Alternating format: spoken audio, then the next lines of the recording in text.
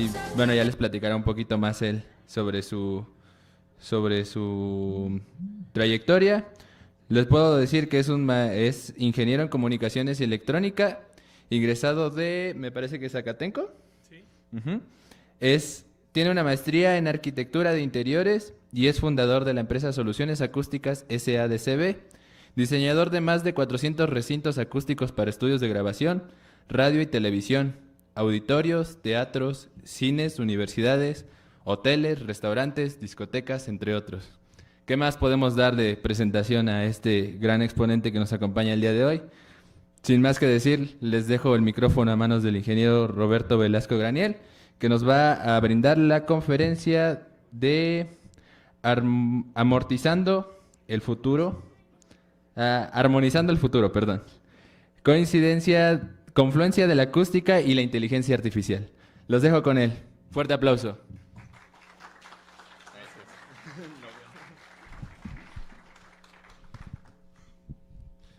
Muchas gracias. Sí, en realidad, así como escucharon, yo vengo como del pasado, ¿no? Como viajero del pasado. Soy de la generación 72-76 de comunicaciones y electrónica, de allá de la ESIME. Me tocó entonces, tuve la fortuna de vivir toda la época de los 70s, la revolución social y musical de los 70s a fondo. Afortunadamente, pues trabajé en estudios de grabación, en sonorización en vivo. Pues esa fue mi vida en aquel momento. Me tocó pues toda la época de la calidad de la grabación analógica, cuando lo importante no era la producción, sino la música. Todo el mundo se concentraba en la calidad de la música, en la interpretación, en la composición, en las voces, y la producción pues simplemente era un marco, ¿no? Era tratar de capturar con la mayor limpieza posible todo lo que se grababa en ese momento. A diferencia de ahora, ¿no? Ahora la producción es mucho más importante. Los éxitos actuales son en su mayoría un 90% producción y un 10% de calidad musical o calidad artística. No necesitamos mencionar ningún nombre, todos sabemos lo que está sucediendo, ¿verdad? Lo estamos viviendo. A mí me tocó todo esto, es fabuloso la música que se presentaba en esos momentos. Yo todavía podría recordar la ropa que tenía puesta. La primera vez que escuché, por ejemplo, el disco de los Doors, lo primerito que escuché de los Doors fue una canción, Break On Through, que me impactó. Me acuerdo haberla escuchado en una bocina de 15 pulgadas, sin cajón, encima de la mesa, volteada la bocina hacia abajo, porque pues era lo que tenía. Entonces llegó un amigo con el disco y impactante la canción. Claro, el sonido dejaba mucho que desear, pero no nos importaba tanto. Lo importante era el cambio de la revolución rítmica, la expresión, o sea, era increíble, ¿no? Fue increíble todo eso.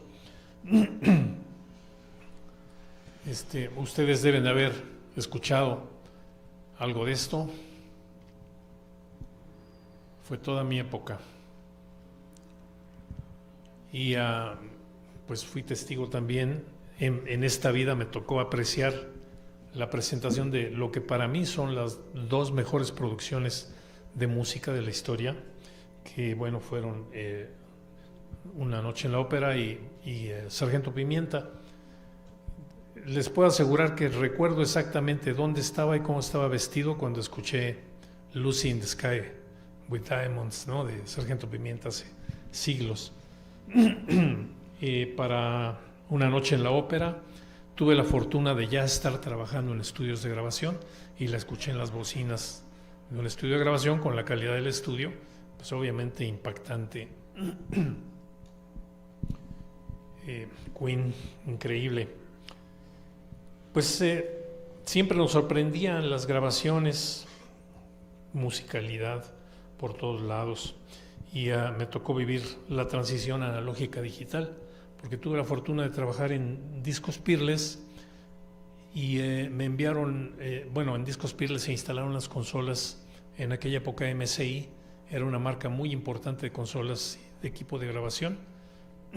Ahí se grabó, por ejemplo, pues prácticamente todo lo de Gloria Estefan, lo de los Bee Gees, muchas cosas de Led Zeppelin se grabaron en consolas MSI. Entonces me enviaron a muchos cursos de MSI, después Sony compró MSI, seguí yendo a cursos, entró el audio digital en esa época. Ustedes saben que entre Sony y Philips desarrollaron el compact disc, entonces explotó el audio digital. Me tocó toda esa revolución, tomé una cantidad de cursos enorme allá. Me sirvió para pues dar pláticas aquí, conferencias, clases, ir a Guatemala, Cuba, a dar preparación en audio digital. Fue interesantísimo para mí todo eso, ¿no? Aún no sabía yo la revolución que significaba, o sea, yo estaba inmerso en el audio digital y no me daba cuenta de la revolución que se estaba generando en ese momento. No me imaginaba lo que iba a suceder inmediatamente después con las disqueras, la atomización de la industria disquera. Tronaron muchas disqueras grandes, otras se transformaron y aparecieron una cantidad enorme de disqueras pequeñas, ¿no? Por ejemplo, la democratización de los recursos. Las consolas bajaron de costar $200,000. ¿Cuánto costaban las consolas, verdad? En aquel entonces, $200,000, $300,000 una consola de grabación, más la grabadora también, recuerdo $45,000, recuerdo que costaba la MSI de 24 canales, monitores de $10,000, o sea, un equipo que costaba millones de pesos para tener un estudio de grabación, pues de repente ya costaba, la Mackie ya costaba $16,000, $15,000, ya que las consolas muy baratas, y luego la grabación digital pues más barata todavía, ¿no? Sí, fue una cosa tremenda, increíble, fue un cambio. La economía durante después de la guerra, de la Segunda Guerra Mundial, la posguerra, la economía mundial fue muy estable, todos esos años fue muy estable. Los 70 significó un cambio muy importante porque fue un cambio social, los hippies, etcétera, ¿no? Fue un cambio social muy importante que obviamente tendría sus consecuencias económicas, políticas y de todo tipo, tecnológicas también. En 1970, ahorita les platico de un libro, leí un libro de Alvin Toffler, El shock del futuro, donde este señor planteaba los cambios que iba a haber. Él ya vislumbraba esos cambios. Pero bueno, vivíamos en en una zona de confort, ¿no? En los 60, 70. Seguramente ustedes han escuchado de la sopa de rana, ¿no? ¿No han escuchado la analogía de la sopa de rana? Fíjense cómo se hace el caldo de rana. Se pone agua tibia, o sea, si ustedes hierven agua y echan las ranas, pues las ranas saltan y se escapan, ¿no? Entonces tienen que calentar el agua un poquito, agua tibia, y ponen las ranas. Entonces, como el agua está tibia, las ranas se sienten muy a gusto, se quedan ahí en el agüita, quietas, tranquilas, relajadas, y van subiendo la temperatura, pero suavecito. Conforme va subiendo la temperatura, las ranas se sienten más cómodas, hasta que llega un punto en el que se aturden.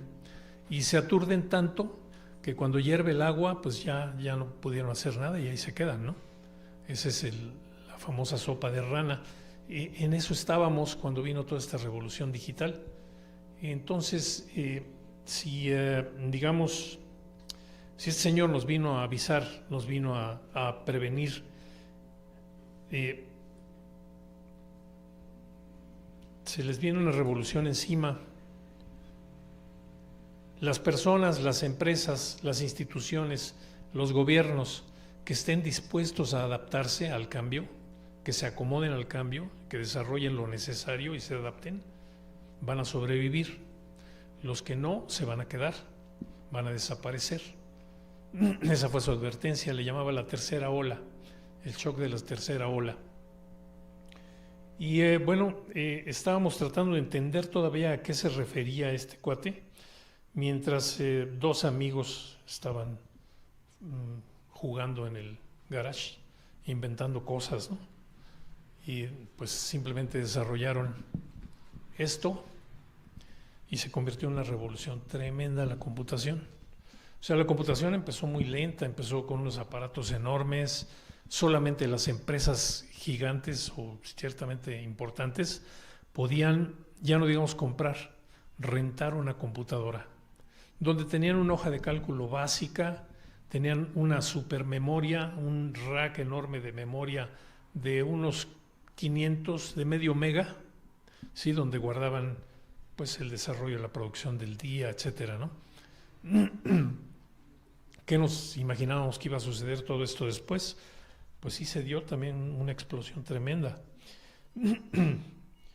Y bueno, todavía estábamos asombrados con la computación, todavía no pasábamos de ahí, cuando un físico británico, un Sir Tim Berners-Lee, desarrolló un método muy eficiente de comunicación que llegaría a llamarse la Internet, donde se pudo ya transferir información, datos, no nada más la voz por teléfono, sino documentos, programas, etcétera, ¿no? La Internet, pues ustedes saben, ya les tocó una revolución también, muy importante. Y bueno, pues la tercera ola mencionada de Alvin Toffler barrió con todas las empresas que no estaban preparadas para el cambio, como lo predijo. Solo sobrevivieron las que se adaptaron mejor, porque pues aparecieron las redes sociales y barrieron con todo las redes sociales. ¿Ustedes recuerdan el Blockbuster? ¿Les tocó a ustedes algo de Blockbuster? Bueno, tenían un cliente, un señor Hastings, que había rentado un DVD y se retrasó creo que 2 días en entregarlo, y cuando lo fue a entregar le cobraron $40 por el retraso. Se enojó muchísimo porque dijo, bueno, pues por $40 me hubiera comprado 3 DVDs, ¿no? O sea, ¿por qué me cobran tanto? No, pues es que así es la regla y le cobramos 40 DVDs, esos $40 Entonces se enojó tanto que dijo, no, voy a poner yo, pues esto es un negocio, yo voy a poner mi renta de discos. Entonces puso su renta de DVDs mucho más barato que Blockbuster, con un surtido menor, pero muy seleccionado. Y a la larga, él sabía que el Internet era muy importante y que a la larga por ahí iba a ser la distribución. Él ya lo tenía en mente. Entonces, en cuanto se pudo enviar video a través de Internet, él empezó a enviar video por Internet. Su negocio se llama, si no mal recuerdo, Netflix, ¿no? Y vale miles de millones de dólares. El señor en algún momento les ofreció a Blockbuster venderle su negocio en 50 millones, y uno de los directivos de Blockbuster lo confesó él después, tuvo que aguantar la risa. Dijo, ¿cómo nos vende este cuate un negocio que nosotros manejamos en 50 millones de dólares, ¿no? Y pues sí, no se lo compraron. Entonces el señor se tuvo que quedar con su negocio y convertirlo en lo que ahora es Netflix. Entonces Blockbuster fue de los que se quedaron dormidos con el cambio, no se prepararon, no se adaptaron, pero no fue nada más Blockbuster, hubo muchas otras negocios e instituciones. Algunos se acomodaron y crecieron, otros simplemente desaparecieron. ¿Se acuerdan cuando el periódico era para matar moscas? Lo usábamos para leerlo en las mañanas y para limpiar los vidrios, para envolver cosas. Pues ahorita ya no se puede, ¿no? Ya tenemos el celular y no podemos hacer nada de eso con el celular. Ahora hay que comprar papel. Una empresa que desapareció estruendosamente fue Kodak. Cuando quisieron adaptarse al cambio, empezaron a sacar sus cámaras digitales, pero ya en ese momento ya había 30, 40 empresas fabricando cámaras digitales de altísima calidad y a un precio mucho menor. Entonces ya no pudieron recuperarse. Kodak. Los discos fue también una un escándalo, ¿no? Las disqueras todas tronaron con esto. Pero hubo 2 medios específicamente que sufrieron esto de una forma muy, muy intensa, ¿no? La radio y la televisión. Entonces, sobre esta plataforma, sobre este desarrollo, que fue una revolución más importante, digamos, que la revolución industrial, que el renacimiento, ¿verdad? Que el paso del feudalismo a la modernidad, se nos viene encima otra revolución que es más importante todavía que las anteriores son, digamos, que la entrada, la introducción a lo que se nos viene. Y ustedes saben a qué me refiero. Esa es la inteligencia artificial. ¿Ok? Pero bueno, ¿qué es la inteligencia artificial y por qué es tan importante? La inteligencia artificial está permitiendo que los aparatos aprendan, tengan un proceso similar a pensar y tomen decisiones. O sea, los aparatos están aprendiendo y están tomando decisiones. ¿Ok? Nosotros estamos como que acostumbrados a esto, pero está sucediendo en realidad. O sea, se están humanizando las máquinas, poco a poco. Podemos explicar la inteligencia. La inteligencia es un tema muy, muy complejo, es difícil explicarlo. Yo no les voy a enseñar aquí inteligencia artificial porque es una especialidad muy compleja, ¿no? Incluso la gente que se dedica a esto sabe que no lo tiene todo en la mano, ¿no? La gente que se dedica muy profundo a la inteligencia artificial sabe una sola parte, o sabe machine learning, o sabe deep learning, o sabe un área específica, pero un dominio total de la inteligencia artificial, pues en realidad nadie lo tiene ahorita. Aunque muchos utilizan los recursos que hay de inteligencia artificial, poca gente la domina, muy, muy poca gente la domina en realidad. Y a fondo nadie. Pero podemos explicarlo o tratar de explicarlo bajo diversas estructuras, ¿verdad? Hay formas, hay perspectivas diferentes.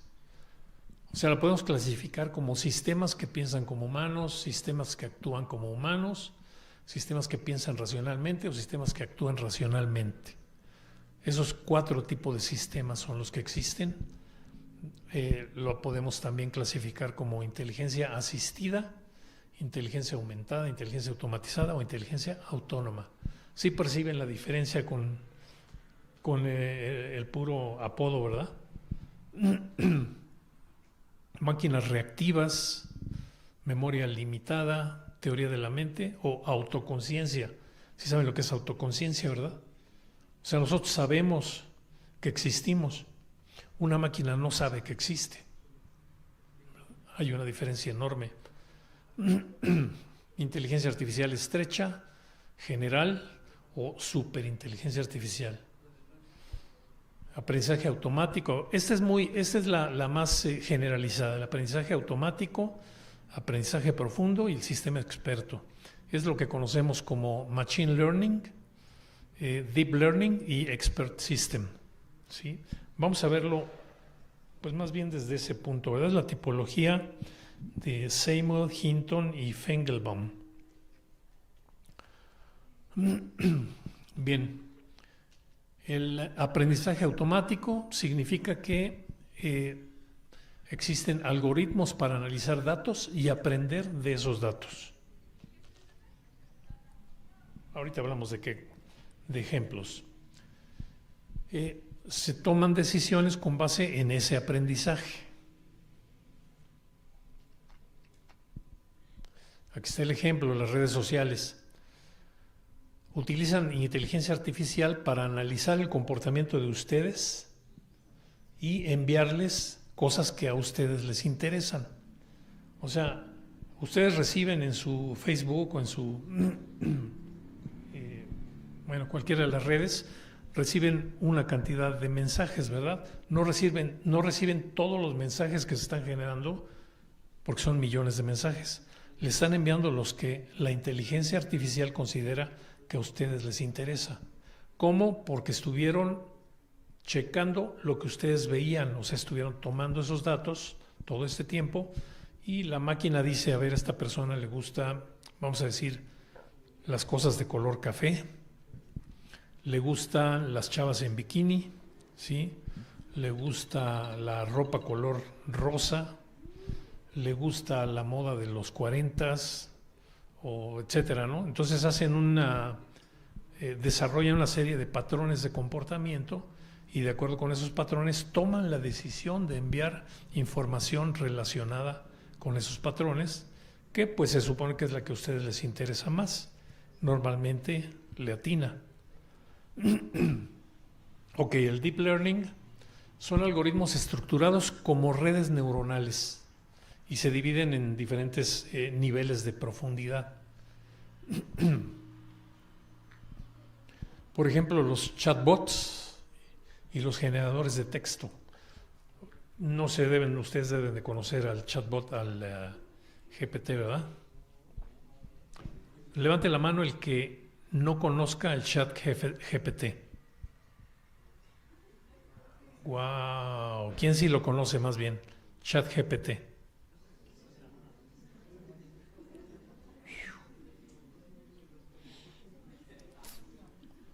Ok. Los sistemas expertos son sistemas que tratan o que manejan temas específicos, se especializan. Por ejemplo, se usa en la banca, no sé si han visto ustedes, algunos de ustedes seguramente les han llegado invitaciones de programas para que inviertan su dinero en un sistema inteligente que maneja la bolsa y les va a estar generando ganancias. Algunos de ustedes que tengan intereses en inversiones, seguramente les llegan estas invitaciones de estos programas. Entonces, estos programas analizan el comportamiento de la bolsa, las tendencias de la industria y encuentran el mejor caminito para generar la mayor cantidad de ganancias, vendiendo y comprando acciones automáticamente. Hay unas 2, 3 o 5 personas, cuando mucho, encargadas con sus pantallas de ir checando que la inteligencia vaya por el camino correcto, pero normalmente no hacen nada más que ver su pantalla todo el día, ¿no? Y ganan un montón de lana. Medicina, pues precisamente Edward Feigenbaum, él desarrolló un sistema para diagnosticar enfermedades infecciosas con base en patrones similares, ¿no? O sea, aplicando inteligencia artificial. Ya tiene tiempo la inteligencia artificial, lo que pasa es que ahora viene una tercera oleada de desarrollo de inteligencia artificial que ahora sí es explosiva, ¿no? Con el apoyo de la gran cantidad de memoria que hay en el mundo, de memoria digital y la velocidad altísima de transmisión de datos en Internet. Entonces estos sistemas imitan la toma de decisiones de un profesional y ustedes pueden aprovechar este sistema. Le pueden pedir al ChatGPT, en el prompt, se llama prompt, la instrucción que le dan al ChatGPT, en el prompt le pueden decir, compórtate como un experto en acústica de auditorios. Calcúlame la reverberación en un auditorio que tiene 25 metros de ancho por 30.7 de largo y 5 metros de altura. El techo es de X material, el ChatGPT debe saber qué material es, ustedes le pueden dar el nombre simplemente. Los muros son de tabla roca con alfombra, el piso es de loseta vinílica y de una alfombra de hule. Los asientos son butacas afelpadas, etcétera, y tiene un 30% de asistencia. ¿Qué les diré? Se tardará unos 20 segundos en calcularles el tiempo de reverberación, con bastante precisión. Le pueden decir incluso, también ponme los cálculos, porque los los van a utilizar ustedes para presentar su proyecto. Entonces les da todo el desarrollo de cálculos con una explicación, y explícame los cálculos con una explicación.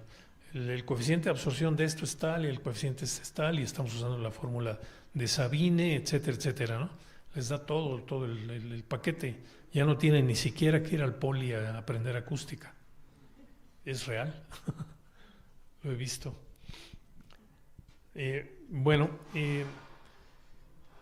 Estos señores, Samuel en 1959, él lo que hizo fue entrenar una máquina para jugar ajedrez.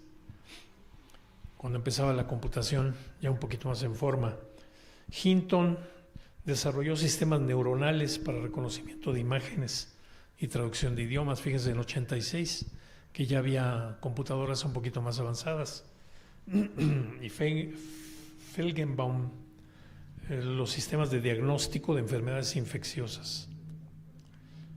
Pero bueno, vamos a ver otra perspectiva para aclarar un poquito más esto.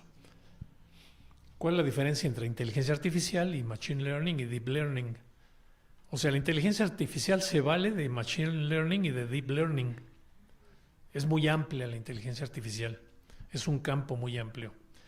Se encarga de crear programas informáticos que aprendan y razonen como los humanos, obviamente para resolver problemas. Machine learning es creación de algoritmos que permitan aprender sin intervención humana, sin necesidad de programarlos. Y Deep Learning es creación de redes neuronales artificiales, o sea, utilizar Machine Learning, pero en forma de neuronas, en una estructura similar a la del cerebro, para llegar más a fondo en los temas, ¿no? Para ser más creativos, para adaptarse más rápido, para manejar una mayor cantidad de datos, ¿sí? Para llegar más a fondo y tratar de llegar a ser prácticamente un humano. Incluso podría llegar a desarrollarse un cuerpo similar como lo hemos visto en las películas, ¿no? Un cuerpo similar al del ser humano, con un cerebro que piense muy similar al ser humano. No podríamos, nadie puede decir todavía si una máquina que pueda llegar al nivel de autoconciencia pueda llegar al nivel de amar, ¿sí? De tener sentimientos. No se puede saber, no se puede decir, pero lo que sí se ha encontrado es que estos sistemas de inteligencia artificial han presentado un área que le llaman caja negra, black box, donde lo que hace el Deep Learning es que analiza patrones dentro de los datos que recibe, busca patrones, similaridad de patrones de los diferentes datos y con base en esos patrones genera una probabilidad estadística de que algo suceda. Por ejemplo, analiza el patrón de ustedes de selección de dónde se detienen más de 5 minutos, más de 5 segundos, más de 10 segundos, o vuelven a ver un video y lo vuelven a ver, y qué tipo de video. Entonces, analizan ese patrón, buscan similaridades en esos comportamientos, ¿sí? Que es una cantidad muy grande de datos lo que buscan, porque analizan desde el tema, el color, la composición, el nombre de los actores, o sea, todos los datos posibles de un video. ¿Qué tantos datos puede tener un video? Imagínense, ¿no? Es una cantidad enorme de datos. Y checan todos los videos en los que ustedes se atoren, checan todas las imágenes en las que ustedes se atoren, buscan patrones de similaridad y entonces deciden y les envían otro video, otro par de videos, otros 5 videos que contengan ese patrón que ustedes están siguiendo. ¿Ok? Entonces, están comportándose un poquito como seres humanos que están viendo una situación y dicen, entonces lo que hay que hacer es esto, ¿no? Analizan la situación y toman decisiones. Pero vamos a ver algunos ejemplos directamente de inteligencia artificial. Por ejemplo, el más conocido es el que acabamos de platicar, el ChatGPT. Ahí está la dirección para el que quiera entrar. El que no conozca ChatGPT está en la carrera profesional, por favor, créanme, tienen que hacerlo. Está el Bard, que es parecido al ChatGPT, tiene características un poco diferentes. Ahí se están peleando entre la actualización. Por ejemplo, el Bard tiene acceso a Google, o sea, tiene acceso a información en tiempo real. A Bard le pueden preguntar cuánto cuesta el pasaje del camión de Estambul a no sé dónde, cuál es la mejor ruta, etcétera. Cosas actuales de cualquier rincón del mundo. Le pueden preguntar a Bard y les da información muy consistente, muy completa y real, ¿no? Certera. Claude es la competencia de ellos dos. También buscan la actualización sobre todo. Luz IA, ahí no hay una dirección, hay un teléfono. Ustedes escriban en su celular este teléfono, más 34, ¿sí? Y ábranlo desde el WhatsApp. Pregúntenle lo que quieran, platiquen, hagan de cuenta que es una persona muy sabia. Le pueden platicar incluso sus intimidades, sus problemas con el novio, la novia, sus deseos, y les va a dar consejos muy buenos. Es como un buen psicólogo, pero a la vez es un buen consejero en diversos temas escolares, ¿no? Esa es su capacidad de Lucía. Leonardo es otro tipo de inteligencia artificial. Leonardo genera imágenes con base en instrucciones. Las instrucciones se llaman prompt. Todo lo que ustedes le escriben a la inteligencia artificial se llama prompt. Entonces en Leonardo ustedes le pueden decir, necesito una imagen de una rana que esté relajada dentro de una cazuela de agua tibia, que es lo que vieron hace ratito, es lo que yo hice. Y así me lo puso, ¿no? Midjourney es similar a Leonardo, pero Midjourney vuela. Ustedes pueden hablarle a Midjourney de sentimientos, de emociones, de conceptos filosóficos, de cosas así, y les entrega imágenes increíbles. Jueguen un poquito con Midjourney y se van a sorprender.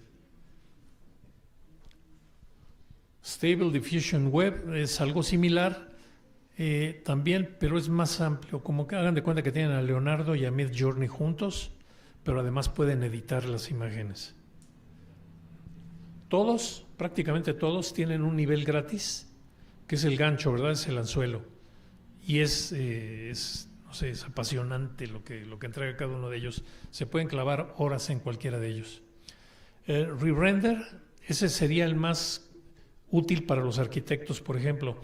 Ustedes pueden subir una perspectiva en un wireframe de AutoCAD, que es de puras líneas, así hacen una perspectiva de puras líneas de AutoCAD, la suben a Re-render, le piden que la vista de colores beige, por ejemplo, de una gama de colores beige, y les construye esas líneas que ustedes hicieron, se las renderiza en tonalidades beige. O le pueden decir, agrega una credenza del siglo XVII, o así le pueden dar instrucciones y les va a convertir cualquier dibujito de línea, se los convierte en una fotografía de una construcción amueblada, ¿no? Luma Labs, wow, Luma Labs es fabuloso, maneja edición de imagen, pero captura imagen, o sea, yo me puedo parar aquí, así, con mi celular, prendo el Luma Lab, lo podemos hacer al rato si ustedes quieren, y alguien me da la vuelta con el celular por todos lados, así, arriba, abajo, me rodea con el celular, me va siguiendo con la cámara y me está escaneando en 3D. Cuando termine, cuando indique el Luma que ya terminó, genera una imagen que ustedes la pueden seguir con el dedo, pueden modificar la imagen, o sea, darle vuelta. ¿Sí? La pueden, le van haciendo así con el dedo y le van dando vuelta a la imagen, la pueden ver desde arriba, desde abajo, desde un lado, desde el otro, incluido todo el inmueble, ¿no? Todo el interior del inmueble. Esa está padrísima el Luma Lab. Además de editar imágenes, tiene una capacidad muy grande de edición de imágenes, de iluminación, modifica la iluminación de las fotos. Music LM, pues el nombre lo dice todo, ¿no? Este genera música, inventa música. Fenaki inventa video. Toman una foto, suben la foto y le dicen anima la foto y les anima la foto. ¿Sí? Se las mueve un poquito en tercera dimensión, o sea, adivina la tridimensionalidad de la imagen y genera el relleno para que se pueda mover un poquito en tercera dimensión. Le pueden pedir que, por ejemplo, que sople el viento y le mueve el pelo a la imagen, a la fotografía. Se puede hacer una cantidad enorme de cosas el Fenaki. Runway ni se los platico, está padrísimo, entren. Es largo de explicar el Runway. Y Valley Pro genera voces. O sea, ustedes le pueden subir un texto o grabar un texto con su voz y le pueden decir, lo quiero con la voz de Bruce Willis, ¿no? O sea, Valley tiene una cantidad de voces guardada donde pueden ustedes generar el texto con esa voz y pueden pedirle que el texto sea en susurro, que lea así con una voz femenina, así muy sexy, o que sea una voz agresiva para ese mismo texto. ¿Sí? Pueden capturar una voz, capturar su voz, la voz de ustedes, y le pueden dar un texto para que lo lea con la voz de ustedes. La ventaja es que le pueden decir que corrija la dicción. Entonces, como si fueran locutores, lo lee con la voz de ustedes, pero con la articulación de un locutor. Es una ventaja muy grande del Valley. Y luego viene Eleven Labs, también es padrísimo. Bueno, no se los platico, son cosas para que ustedes se entretengan. Se los dejo ahí, si quieren tomar una fotografía de esto, porque van a pasarse horas. Les aseguro que se van a desvelar con todo esto. Ok, si no les alcanza con estos, que son, digamos, una entrada a la inteligencia artificial, bueno, pues entren aquí en aplicaciones ahí, y ahí sí no se la van a acabar.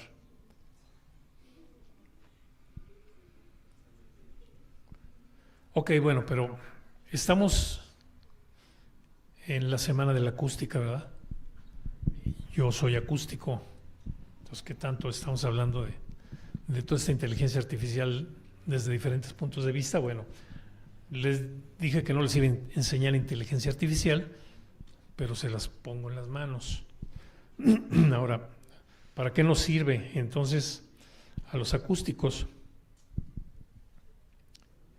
Ok, la acústica pues es una especialidad científica, ¿verdad? No se presta, digamos, a opiniones o a interpretaciones. Por ejemplo, es muy común que alguien diga, la acústica está buena, la acústica, o es mala. Aquí hay buena acústica o aquí hay mala acústica. En realidad la acústica no es buena ni mala, vamos, la acústica no tiene sentimientos ni tiene malas intenciones, o sea, no es buena ni mala. La acústica es como es. Es algo así como decirles, las cosas son como son si estás de acuerdo. Y si no estás de acuerdo, las cosas son como son. Bueno, pues así se aplica en la acústica.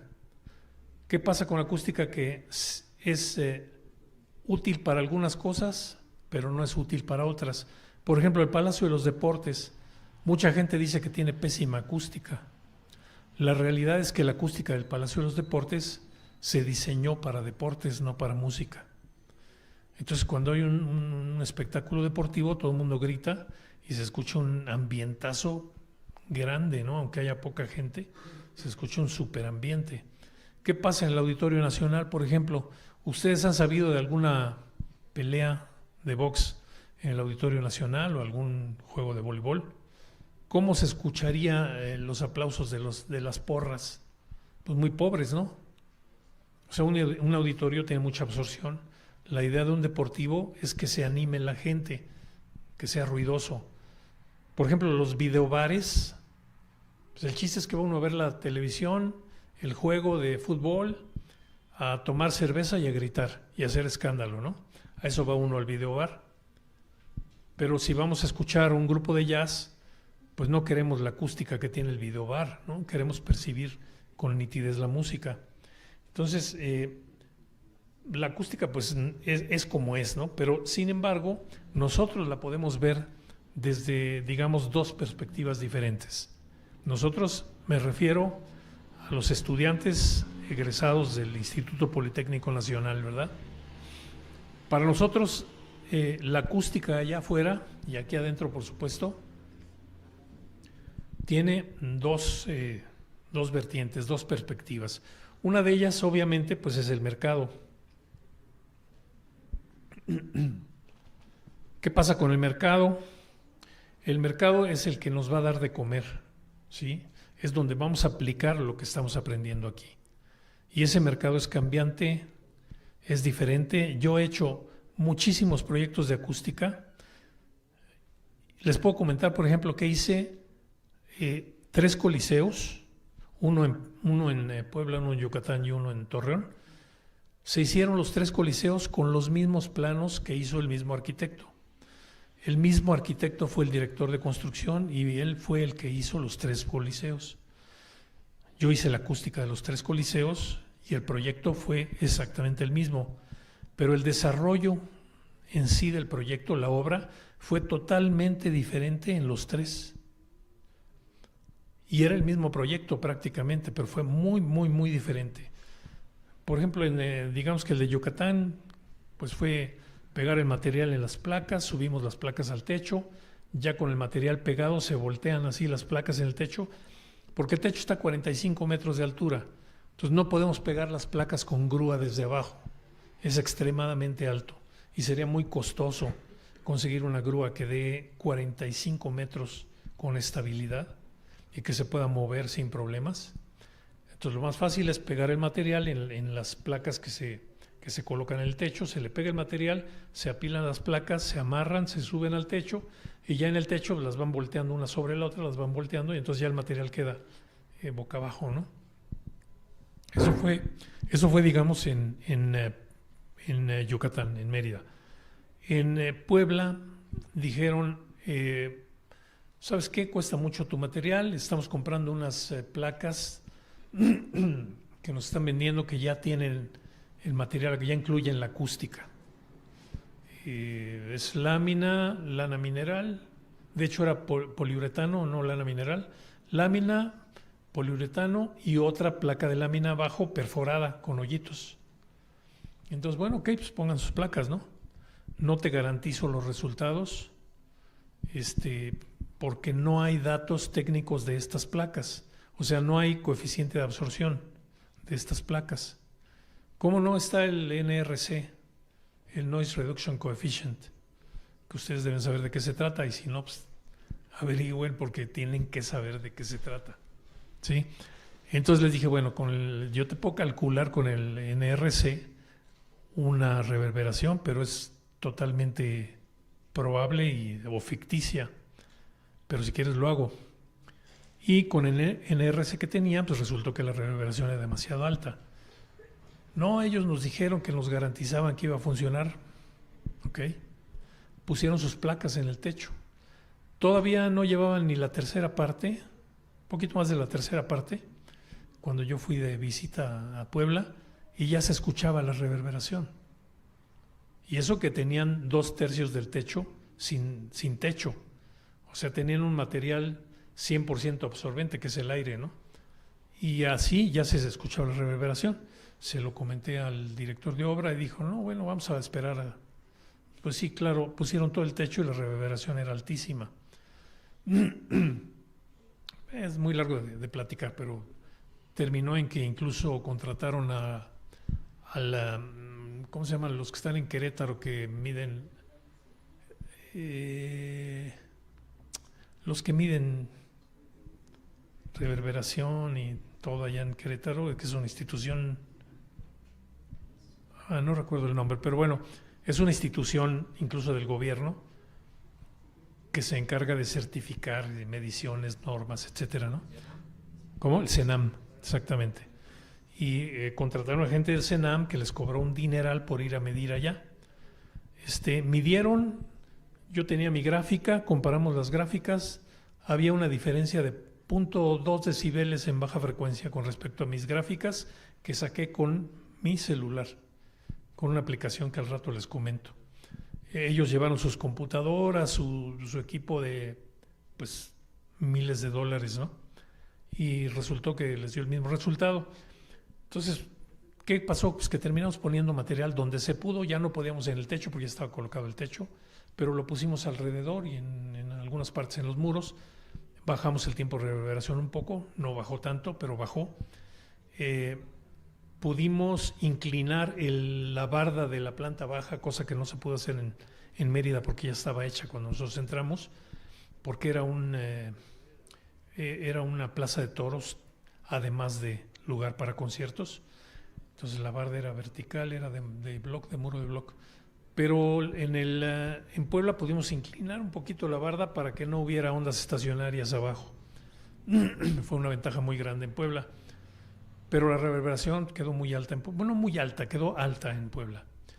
En Torreón fue diferente porque ahí se había quemado el techo. Entonces simplemente fue volver a colocar el material acústico, ¿no? Entonces fue de una forma muy diferente lo que hicimos comparado con Yucatán, pero pusimos material en el techo a fin de cuentas. Quiero decir que, aunque fueron 3 proyectos iguales, hubo grandes diferencias. Ahora, en todos los estudios que he hecho, todos han sido diferentes. Recuerdo perfectamente las diferencias de todos.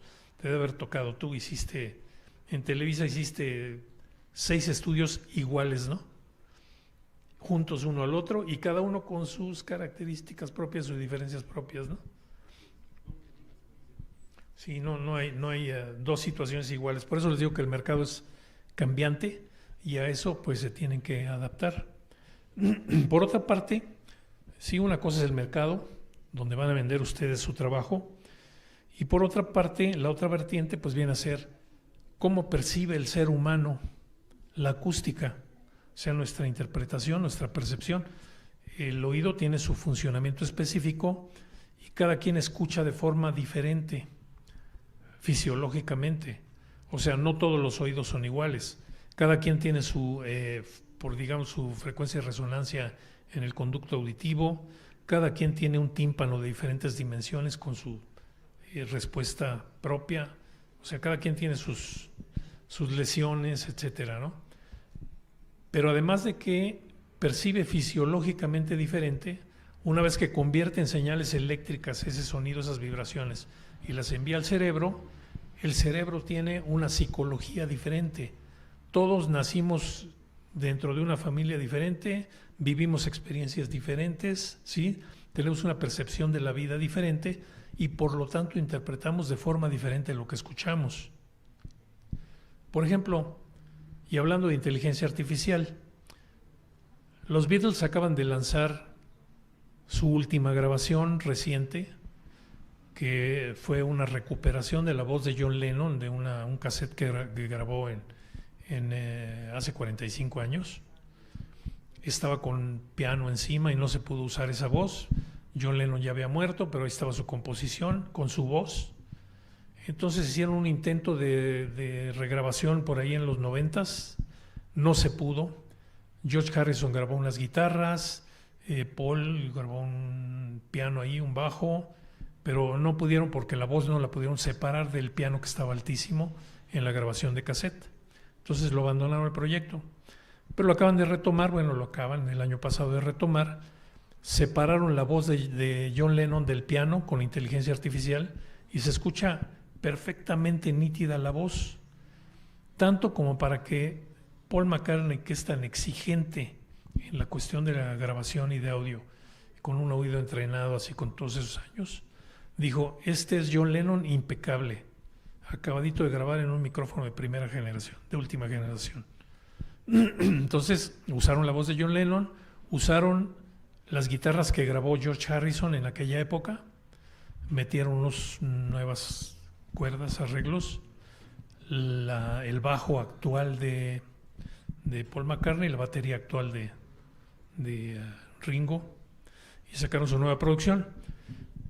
Para mí es fabuloso, ¿no? Es una cosa así. Yo como admirador de los Beatles les puedo decir que son los Beatles, literalmente, ¿no? Bueno, pues chequen en las redes y van a ver que hay gente que critica la grabación. Es la misma que estoy escuchando yo, la que están escuchando ellos, pero ellos la critican. Digamos, la acústica, ¿sí?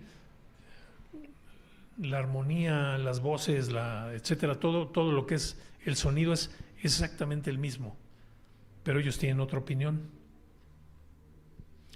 Bueno, pues así, ustedes van y ven una película, escuchan un disco y unos escuchan unas cosas, otros escuchan otras. Vayan con su pareja, más bien, bueno, pueden platicar con su pareja y al otro día van a decir, es que tú me dijiste esto, no, yo no te dije eso, te dije esto otro, pero tú me dijiste esto, no, yo no dije esto, dije el otro. O sea, cada quien entiende lo que su psicología le da a entender, ¿verdad? O sea, nuestra percepción del mundo es nuestra realidad. La realidad que está allá afuera es una. Por ejemplo, ahorita hay luz. Si apagan la luz totalmente y cerramos las puertas y oscurecemos aquí totalmente, los muebles todavía están aquí. Nosotros ya no los percibimos. Nuestro sentido de la vista ya no lo percibe, pero ahí están. Pero ahorita que hay luz los vemos y entonces nuestra realidad es que yo estoy hablando aquí, ustedes están allá y los asientos son verdes, ¿verdad? Igual el oído. Si pierden el oído, pues pierden una parte de la realidad.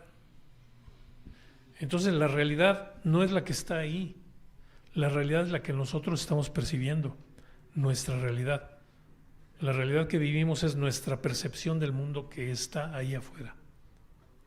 A eso me refiero con esto de la psicoacústica, ese es el otro campo. Entonces nosotros tenemos que tomar eso en cuenta cuando estamos trabajando la acústica. Buscamos agradar a la mayor cantidad de gente. Vamos a buscar confort acústico, o sea, silencio, reverberación adecuada al lugar, etcétera.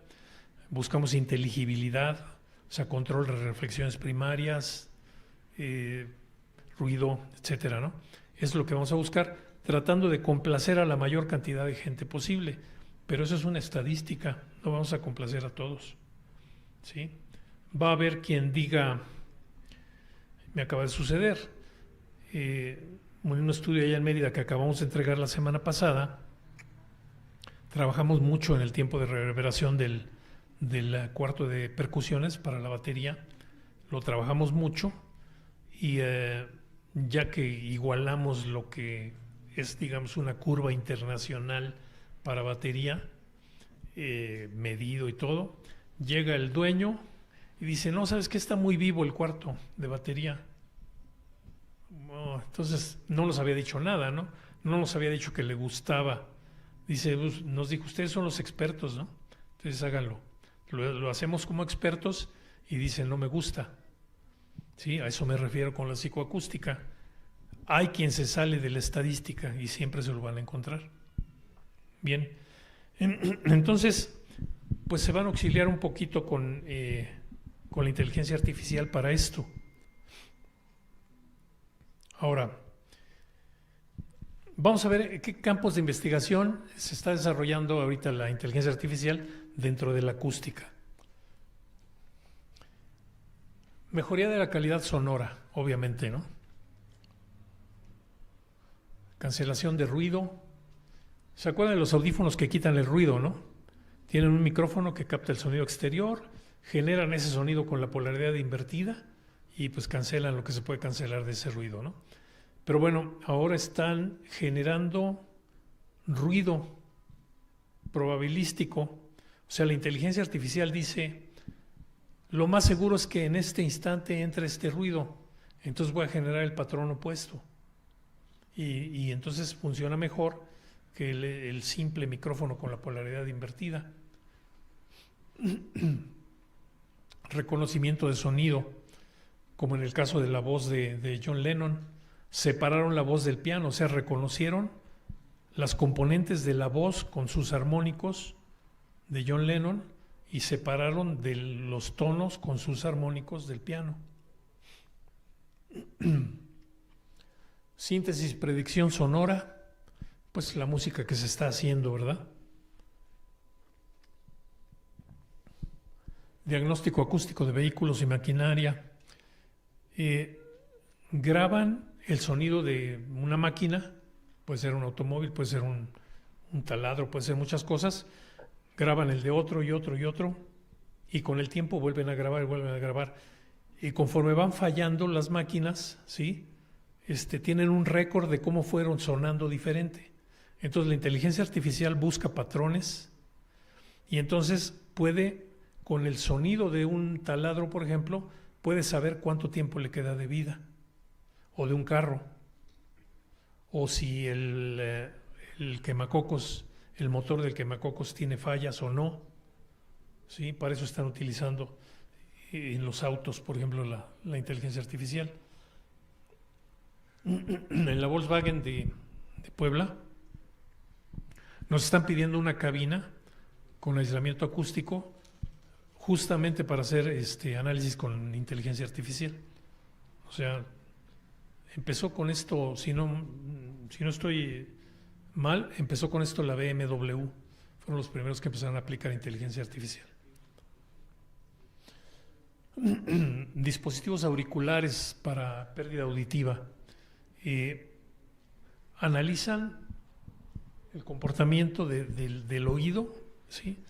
y generan una curva de ecualización dinámica de acuerdo a la pérdida auditiva de cada persona. Y las casas inteligentes pueden reconocer el ruido de la casa. Entonces el ruido de la casa puede indicar muchas cosas. Puede indicar que ya se está agotando el agua del tinaco o de la cisterna. Puede indicar que se rompió un cristal y alguien quiere entrar a la casa, por ejemplo. ¿Sí? Puede indicar que, no sé, lo que ustedes quieran que se genere de ruido en la casa, se lo aprende la inteligencia artificial y puede hacer cosas o generar avisos. ¿Sí? Ya sea por internet, ustedes están en Europa y les llega un aviso en el celular, se rompió un vidrio en la casa, ¿no? Entonces ustedes ven, checan sus cámaras desde el celular y dicen, se metió un cuate ahí, marcan 911 o qué sé yo, el que puedan marcar, o al cuñado, oye, se metieron a mi casa. Entonces llaman a la policía y agarran a los rateros, ¿no? En teoría. Pero ese tipo de cosas, el famoso Internet de las cosas, ¿no? El IoT. Y las aplicaciones que les puedo recomendar para con inteligencia artificial, con diferentes grados de inteligencia artificial para acústica, son todas estas. Prácticamente todos son expert systems, ¿sí? No les van a ayudar a arreglar los problemas con su novia, ¿sí? No les van a ayudar con una receta de cocina, pero les van a ayudar con acústica a fondo. Y además cada uno especializado en una cierta área. No son gratuitos. Algunos de ellos ni siquiera tienen un gancho gratuito. Algunos de ellos, incluso para experimentar, tienes que pagar. El más completo, los dos más completos serían el Odeon y el Cadna R. El que sigue es el ICE.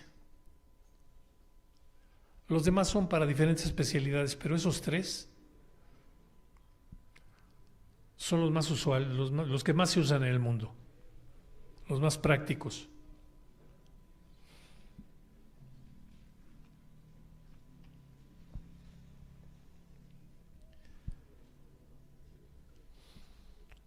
Lo que sí es un hecho es que todo esto que acabamos de ver de las redes sociales, de Internet, toda esta tremenda revolución, es nuestro caldo, es nuestra agua tibia, ¿sí? Estamos en esa sopa, estamos cayendo en esa sopa de rana. Yo siempre donde doy clases veo a alumnos en su sopa de rana, ¿no? ¿Qué le vamos a hacer?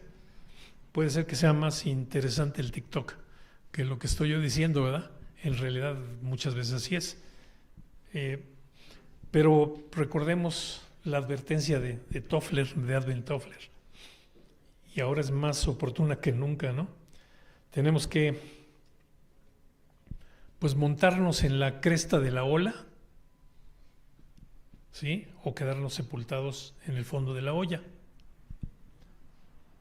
Porque esta revolución es la revolución más grande de la humanidad en su historia y está apenas empezando. Entonces, aquí hay de dos: o dominamos a la inteligencia artificial o la inteligencia artificial nos domina a nosotros, ¿sí? La decisión es de ustedes, de su generación. Yo ya no, les toca a ustedes. Entonces les recomiendo montarse en la cresta de esta ola, ¿sí? Porque cualquier persona, aunque no esté estudiando una carrera, lo puede hacer. Y es la primera vez en la historia de nuestro país tercermundista en que alcanzar ese nivel de tecnología a la mano en el celular, ¿sí?, no cuesta más como en un país de primermundista, que así ha sido la tecnología de avanzada durante toda la historia, muy costosa. O sea, antes, para ser un ingeniero de primer nivel o cualquier especialidad de primer nivel, había que invertir un par de millones de pesos en el MIT, ¿no?, en el Tecnológico de Massachusetts, o en Salford en Inglaterra, ¿sí?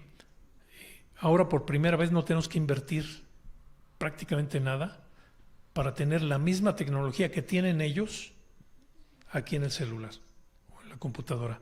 Entonces, no lo desaprovechen, ¿sí? Esa es mi recomendación. Y pues esta es la decisión más importante de su generación. Les toca a ustedes, les tocó. A mí me tocaron los 70, los disfruté a fondo. A ustedes les toca decidir el futuro de la humanidad. Okay. Gracias. A eso se refería toda esta plática. ¿Sí? Gracias.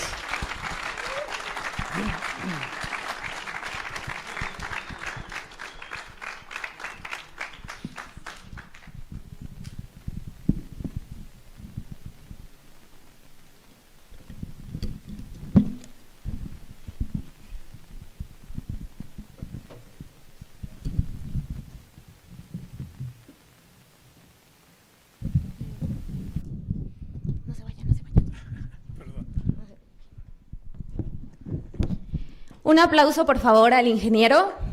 Esta gran plática, muy interesante. Muchísimas gracias, ingeniero Roberto Velasco, por su participación. De parte de nuestra institución, ESIME Culhuacán, y de todos los que conformamos el SECA 2023, le queremos hacer entrega de un reconocimiento por su participación. Muchísimas gracias. Un aplauso, por favor. ¿Le van a tomar una foto? Se pone con el reconocimiento.